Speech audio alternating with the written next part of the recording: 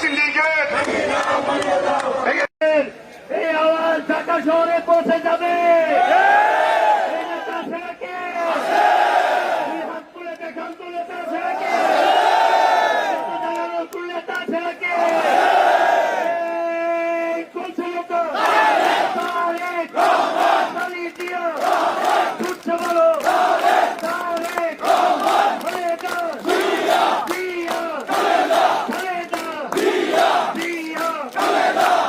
ধন্যবাদ।